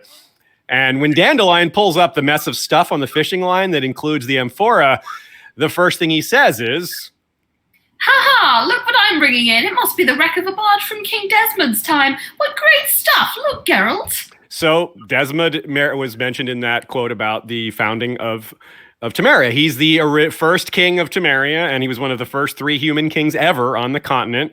And Foltest and Ada, from the very first short story, are his descendants. So he's the founder of that dynasty. And there you go. Sorry, I'm just thinking of this now. Aren't lilies associated with elves in the story? Oh yeah. Well, what's her face is Lily of the Valley. So yeah. Francesca Findabair. That's a good point. We may have to do some more research on that. You're right. And she's magical. She can. Oh yeah, she can really light it up. So golden, interesting. That's true. So this takes us to the seal / amphora itself, which of course is referred to in that last anecdote, and we have a little quote here. It was a brass seal decorated with the sign of a broken cross and a 9-pointed star. In real life, the 9-pointed star is from the Baha'i faith, which is one of the larger world religions. It's also a minor symbol in Christianity, which is sort of like the Holy Trinity multiplied by itself. 3 by 3 is 9. 3 wishes as well. Yeah, right. So that fits nicely here. In the Witcher world, it's the sign of Geoffrey Monk, who was one of the first ever Nordlings to become an expert in magic. He was an original member of the chapter of wizards that contains, at the point of this story, where the story takes place, it currently contains people like Tisea and others.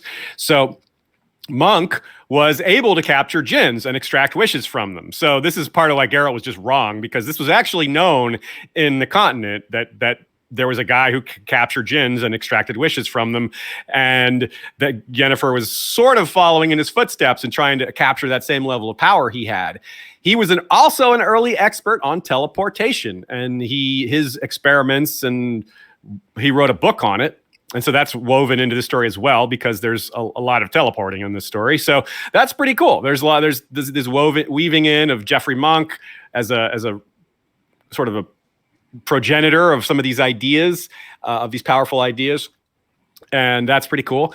And we also get a very good explanation of how a lot of this works from Krep, who is, despite being a priest, is very knowledgeable. He seems to be on top of almost everything in the story. He figures so many things out. Plus, he already has a lot of information, a lot of education, and this is perhaps one of the best little quotes that gets at Whenever he speaks, it's like built-in foreshadowing I find in this story.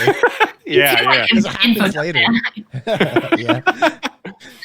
Enchanters, explained Krep, draw their power from the forces of nature, or to put it more accurately, from the so-called 4 elements or principles, commonly called the natural forces: air, water, fire, and earth. Each of these elements has its own dimension, which is called a plane in the jargon used by enchanters. There's a water plane, fire plane, and so on. These dimensions, which are beyond our reach, are inhabited by what are called genies. A genie like this, Mayor, is a living reservoir of magical energy. A sorcerer who has a genie at their beck and call can direct that energy in the form of spells. They don't have to draw the force from nature. The genie does it for them. The power of such an enchanter is enormous, close to omnipotence. Yeah, so this gives us maybe a clue, or at least helps get us closer to what Yennefer actually wanted from the djinn. It may have just been power for power's sake, but like you all said earlier, she may have had a specific goal in mind, like having a womb again, a functional womb again, or something like that. But we're just mostly just left to guess. But I think it's interesting that we learned Jeffrey Monk used it just to have an easier life, to float around. And there's that anecdote of a dude who moved a mountain just to improve his view. So just from his window. So there aren't suggestions of great things done with this level of magic, which is really interesting. It's wow, they have this level of magic, but they used it for things like changing their window view and being able to float, and they could have done amazing, powerful things, but if they did, we don't know about it. So I think that's interesting. Yeah, I think it's also worth just noting, going back to we don't know why in this story, in the text, why Yennefer wants a genie, and I think we can take away from that, obviously the extra insight we get from the show about her wanting to have a child, but the fact is, I think she is just using power as a substitute for, the gap in her life. And, it's not going to be filled by power. Well said. So now shall we get into a little bit of djinn etymology and Do it. more? Yeah. All right. So Take us away. So djinn, Arabic, Jinn, also romanized as jinn, Jinn, or anglicized as genies, are supernatural creatures in early pre-Islamic and Arabian and later Islamic mythology and theology. Since jinn are innately evil nor good, Islam acknowledged spirits from other religions. It's not strictly an Islamic concept, but some people say that jinn are not strictly an Islamic concept, but may represent several pagan beliefs integrated into Islam. So that's pretty interesting. Both devils and jinns are seen as kind of similar things and are featured in folklore and responsible for misfortune, possession, and diseases. However, the jinn are sometimes supportive and benevolent, and I found this part the most interesting, guys. They are mentioned frequently in magical works throughout the Islamic world to be summoned and bound to a sorcerer, but also in zoological treaties as animals with a subtle body. So we hear, So we hear the beak, all of that, and that's right. Yeah, it has a beak. Yeah, good call. Pretty interesting stuff. We talked a little bit earlier, Aziz. We can kind of. My phone's ringing. My God. Sorry about that, everyone. So we could talk a little bit about kind of the deal with the devil stuff, because there is kind of this good and bad. Obviously, the westernized version of it has more of. Sorry, the phone is distracting me. It's pissing me off so bad. So the westernized version, obviously in Disney and other movies and stuff, has been seen as mostly positive, but it can be seen as also making a deal with the devil and where we have to make sacrifice. So let's expand a little bit on that. Sure. Yeah, I think that's really good. Really well said, Kyle. The idea of jinn as a substitute idea for these concepts, as a stand-in, a manifestation of these ideas, is really neat. And I didn't realize that they were included in the Quran, which is really neat. Mentioned and that 30 times, I believe. Yeah, and that they also have pre-Arabic origins as well. They just happened to be adopted. They kind of grew more popular there, but that's really neat. So there's a lot of cool stuff that we learn when digging into this. And as for its direct relation to the story, it's fairly clear the ideas here of the things you said with misfortune and possession and all these things, and the idea of enslaving another being. Or of capturing the power of the elements. That's really neat, because we all know that in the real world, the ancient times, super ancient times, pre-historical times even, people worshipped the forces of nature. Any like rivers, every body, every natural feature was considered to have a deity by a lot of ancient traditions. Like this river was a deity in this river. There's a deity in that mountain. There's a deity in this and that. So the wind, the fire, all the earth, wind, and fire. You know, the band. Yeah. And then the Fire Nation attacked. And then the record companies came and everything changed. Well, it's really interesting because the Arabic word jinn, which related to jinn, is the primary meaning is to hide or adapt. So that's pretty, concealed by the senses. That's pretty interesting. And then Jannah means garden Eden in heaven. So kind of the more wishy, fulfilling, the granting side of the genie that we also see. And yeah, this is pretty interesting. I mean, it's in Zoroastrian mythology, which I love, ancient Syrian texts, the Quran, and also in Christianity. It's also mentioned a couple times as well, but more in relation to the devil, because we see, obviously each religion and each story throughout time, they kind of take from older religions and then they kind of adapt it in their own understanding, I guess. Yeah. And this, if we're ready to move on, that is this. Yeah. If not, that's fine. But I was just going to say this also relates to something directly in the story, which is how magic users or in society are a bit of a parallel to this idea, because as we see in the story, what's his name? The mayor is trying to extract money from magic users. It's like we want to tax them for what they're born with, or what for a developed innate skill that they have. It would be like it's kind of unfair, and that's what Yennefer is pushing back against. But it's a parallel idea here that society is trying to take or control the power of these rare citizens that have these abilities. And so that's a really interesting sort of power dynamic within the social hierarchies there. Oh God, we talk about that for an hour. This taxation, this idea of taking something, this price.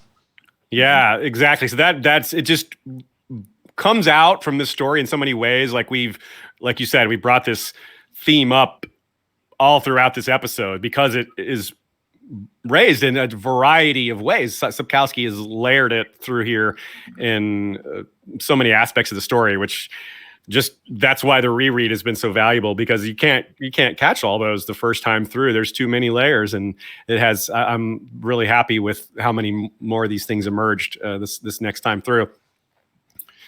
Kyle, Amy Blackfire likes your beard.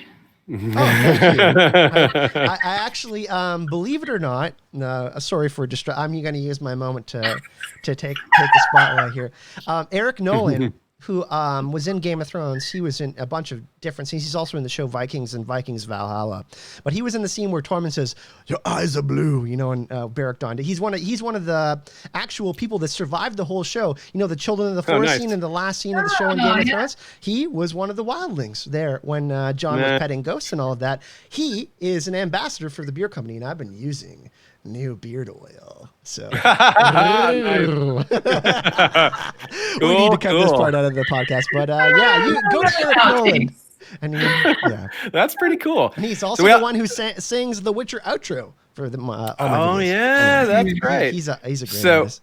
One other last little bit about sorceresses or sorcerers and families. We learn a very important piece of world building that's logistically sound. It's like, well, why don't people want their daughters or sons to grow up to be magic users? And part of it's social stigma, but that's really almost forgettable in light of this other more important factoid, which is it becomes like decades to become to master these gifts. So if you send your daughter off to be a sorceress, she's gone. I mean, she won't be complete. It's like you send your kid off to college for 4 years. Imagine sending your kid off to college for 40 years. Would you send your kid off to college if it was 40 years? I mean, forget money, like let alone the expense of a 40-year education. Let's pretend there isn't even that aspect, which would be prohibitive if it did exist. But let's just pretend. Would you send your daughter off to never, like, basically never see her again? It's a bad investment. Yeah, it's a bad investment. So, and you want. That's why the line, only daughters with no chance of finding a husband become sorcerers. It's not because it's not their choice. It's the family is realizing, well, this is not good for the family. We're basically just sending her away forever. And that's not even not loving necessarily. Sometimes it is. I mean, sometimes it is controlling, but it's also, well, we don't want to never see our daughter again. That's just very human. So this is part of the transactionality of the story. She was sold for less than a price of a pig, man. Imagine, and that's part of why she's so sassy and so like independent. She's like, fuck this, I'm worth more than that. Yeah, so she's sort of almost an outlier in that. Her family wanted to get rid of her for as little as possible, whereas a lot of these families, when they actually, are normal families that actually love their children or at least feel a duty towards them, wouldn't do this or sell them. Yeah, so Michal, we're ready for you to go off at any point on this. No, I mean, I think it's kind of self-evident. I don't mind the world building part of it. What more bothers me is like when Sapkowski kind of seems to agree with some of it. But I do think, I mean, listen, it's not very different than like giving a kid to be, a priest or something, right? Like that. Mm-hmm. Giving your kid to the clergy. Something that happens in Europe. Yeah, exactly. There's a certain amount of like, you have too many and you get rid of them in whatever ways you can. But the idea that I think that this is a specifically noble thing, well, I mean, actually, maybe it's not. I interpreted it that way. It's a little bit different than like receiving a ward from another kingdom and you have some sort of agreement or something. This is like, a little bit worse than that because you're just kind of giving your kid away for a price. Like, you've been selected to give your child away. Aren't you proud?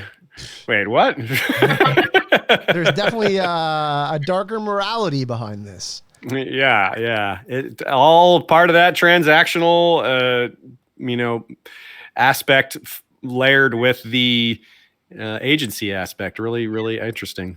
And then, I guess you can contrast that with the way people think about, sorceresses and like, oh, they only do what's good for them and blah, blah, blah. And it's like, well, I guess if that's your background, like that's what you're going to do, right? You're not going to feel any loyalty to some random person on the street, even if they need your help or whatever. It is going to be very transactional. That's how you're going to view life. Right on. Especially with how hierarchy works and how witchers and sorcerers and magic users are seen in society.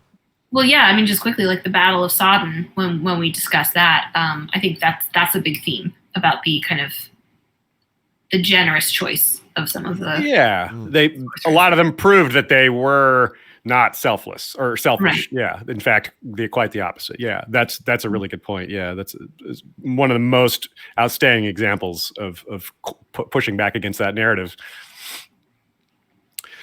Shall we talk about the funny stuff? Funny But before we get into funny stuff, I want to thank everyone again. If you do want to see more episodes like this one, make sure you check out. I actually have a pinned link at the top of the live chat there, so you could click on that. It takes you right to our podcast's homepage, and we got a nice little playlist set up for you there. 7 episodes if you want to go check out the other ones. And of course, we encourage people that are just joining us right now or going to be listening to it later, read the chapters with us, read the short stories. We're going to be going into Sword of Destiny soon, and we have an awesome Facebook page, Podcast Surprise, where we have discussions. We have a thread currently there, so if you want to come and chat and chill with cool people in the community, we have a thread there that we also always pin before and after we do our discussions. So yeah, let's get into some funny stuff. It's a pretty big section. I think this was the biggest section before anything else. Like when we first start our document and we kind of all get together, we just had like 7 quotes or some shit. Yeah, it's one of the most it's one of the easiest sections to do because like, well, what thing did I laugh at the most? We don't have to think about it. Was this funny? Yes, cool. The only difficulty sometimes is like, well, we don't want to pick all the funny, but so many good ones we couldn't. It would be a little much to do them all. So sometimes there's a little bit of like selection going on. You want to start us off, Aziz? You got a good one. Yeah, so I love the beginning. He says, "So much grub escaped. I hope you die, you son of a catfish." It's like, yeah, like would I call you a son of a person, Kyle, if I was mad at you? Like, it's like if I were to call my cat, "You son of a cat." Like, yeah, that's what he is. He's a cat. Like, yeah. So I found this really funny too. Like, you son of a beach. He says son of a catfish. That's kind of weird. Another thing that's kind of interesting too. It's not confirmed that Geralt says fuck after he says, when Dandelion's coughing up blood and stuff like that. But maybe this is the moment where we can assume that Geralt says fuck in the books and he says, he's just, it just says Geralt curses. And I just thought that was kind of funny. So I kind of accepted. I kind of accepted that he's saying fuck in that situation. And I just thought, we had the funny clip after the first season. Someone did like a kind of like all of the times he says it into one video, and it's kind of really funny. So that kind of moment is super funny because that's when that first part of the chapter ends. It's just like, Geralt curses. He's like, oh, Dandelion's such an idiot. Then we have, "I shit on justice," yelled the mayor, not caring if there were any voters under the window. I shit on justice. That's great. Whose is this one? Is this? I put this one in. Okay, Geralt, she interrupted shortly. "I climbed out of bed for you and didn't intend to do that before the chime of midday. I'm prepared to do without breakfast. Do you know why?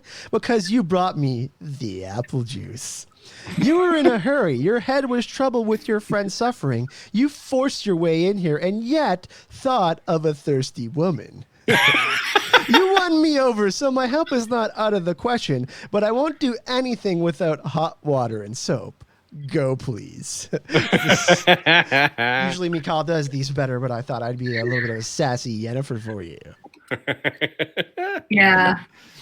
She's pretty great. Also, she clearly has to pee. That's what she's talking about. Their morning inconvenience. So what about this, though? Geralt spanking Laurel Nose in the streets. He's literally a freak in the bed and a freak in the streets. You know, the same, was it like a freak in the bed, something in the streets, like angel in the streets or something like that? I can't remember what saying that is. Yeah. I thought that was like him spanking them. Like, oh, my God. What is up with the name Laurel Nose? That's a Laurel Nose. Like, I feel like there might be a little Polish joke there or in joke or something. I don't know. I wonder about that. It's funny, but I don't know why. I feel like there's more to it.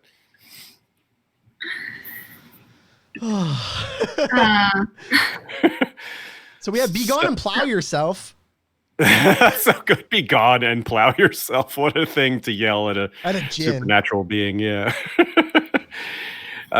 Michal, will you please read this next one? Because it needs some good sarcasm. It needs a little twist to it. Yeah, sure. Wham! Geralt looked at the buckle of his belt again. Although it seemed strange, there was no hole above it through which the wall could be seen. So he's being punched in the gut repeatedly by that guy who bursts. And he's like, "I can't believe there's not a hole in my stomach after that." This one's really good too, Michal. This is perfect for you.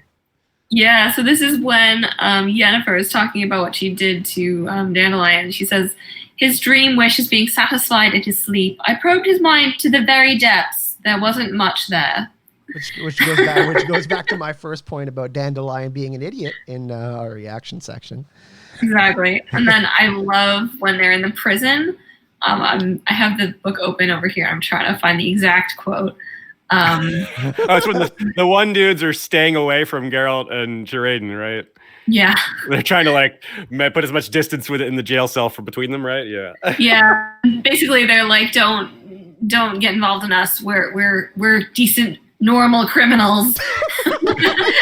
We're not political. Normal criminals don't fit in the same sentence.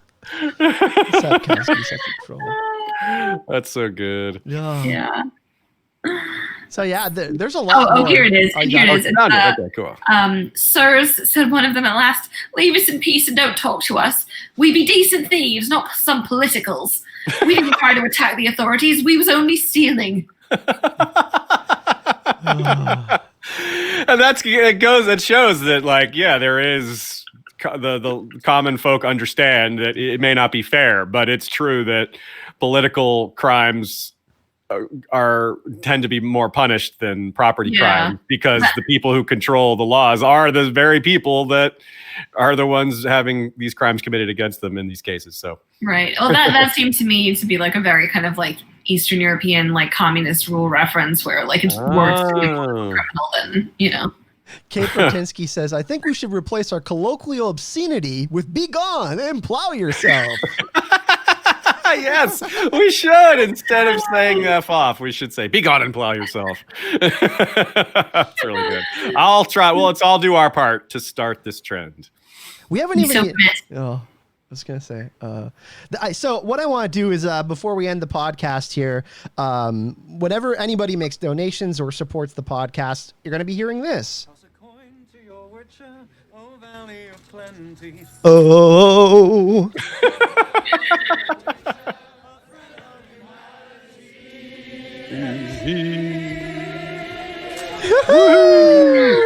Yay, soundboard. I also have just a couple more. If you're gonna be a jerk, or I understand that if any more words come pouring out your cunt mouth. So don't be mean on the podcast. But anyways, and maybe for more magical moments. Anyways, I wanted to add totally off topic, but you guys have to search YouTube for X-Files theme song in major key, because that's minor key, but the version in a major key, it blows your mind. Like, it sounds happy. Like, how do they make the song sound happy? But it's so weird. So yeah, is that pretty much it for us today? I think so. Should we show off our shirts before we go? Yes. Oh yeah, my microphone was blocking mine. Toss a coin. I got Aridin of the Wild Hunt with the I don't know if you guys know who Slayer is. This is the Slayer. Oh, yeah. And then we have show yours again, Michal. You got the Toss a Coin with Yasmin. Yeah, so I have Joey Beatty on my shirt, which is great. Yeah. Good place for Joey Beatty, I think. And I've got the Valley of Plenty, Toss a Coin, Valley, Friend of Humanity. Yeah, that's great. Yeah, I went on Etsy. I wanted to find us some cool shirts to wear for the podcast. I felt that we needed to be a little bit more Witcher spirited. So yes, I always it is my first Witcher shirt, so I'm glad to break that. You know you're in a fandom when you start getting shirts. Yeah, but we more to come. More to come. Always encourage people shopping on Etsy. All the awesome art in my background in my video, Blaze Manga, and just like people, other awesome content creators on Etsy is just a great website. You can find all. If you want to shop for Witcher shirts or anything Witcher, you can find it on there. So. And shout out to Michael Klarfeld. Yeah. He and Chuck Lazarow are working together now. Chuck is over at fandomaniacs.com, so you can buy Michael Klarfeld stuff at fandomaniacs.com. That includes the Witcher map you see in the intro here, which I'm going to pretty soon have a physical copy of that I'm going to have behind me during our future recording. Starting next time, I'll have that, so I'm really excited. And Michael was kind enough to make our intro for the show. Just an awesome guy. He recently did the Reach map, which was absolutely fantastic. For A Song of Ice and Fire, and he has, like, Kyle is in the map too. He's Gilbert of the Vines. That's right. That's right. It's a great photo of you. So that's another fun feature, is having people we know be models for these maps. So yeah. And my beard. That's cool. Also, I don't know if people from Poland have read it. I think the whole trilogy might be out, but the Tower of Fools books by Sapkowski are starting to come out in the States, I think in October. So I have a an advanced copy of the first book, and I'll probably be posting in the group kind of general thoughts and reviews and stuff like that. You can also follow Michal on Incus Reign on Twitter. You can find the links to, she does awesome content. She covers Agents of S.H.I.E.L.D., which I'm sad is over. One of my favorite shows ever. And yeah, so let's kind of transition into our outro here. We want to thank, of course, everyone for joining us. We had a nice, great crowd in chat today. Really, I see some new people in chat. Just going to do some shout outs of names here. Brandon Winslow, thanks for joining. Kate Bertinsky, Matt McSorley, who I believe is a member of the Song of Ice and Fire community. So absolutely, yeah. Jormingen Loki-san, Macro, of course, one of our European friends. Who else is in there? Ryan Burns, support one of the people who supports our pod on. Yeah. We got Stacy 27 and Amy Blackfire and Richard Hoppy. I hope I said that right, Richard. Rick Hoppy, the Maester of Coffee. Oh yes, I guess that was close then. Anthony Shaddix was in there. Amelia Lipka. Yeah, lots of great folks. Helen was here earlier. Helen, of course. Hey, Helen.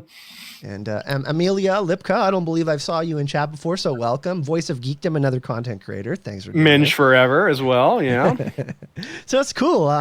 If for those of you that just lurk, we appreciate you if you don't want to join the live chat, but of course we invite you. Like I said, podcast of Surprise on Facebook. The link to our group is in the description of the video. Come join us. We're always doing chats and stuff like that. Memes. You don't have to just talk about the books. We talk about the games, the show, memes, all sorts of stuff on there. Yeah. So yeah, what's next for you guys? Michal, what's next for you? Well, I'm going to be recording the final review of Agents of S.H.I.E.L.D. with my Level 7 Access podcast. So that'll be coming out soon. And then we'll probably do some kind of wrap up, like talking about the show on a general level. I also have. It was good.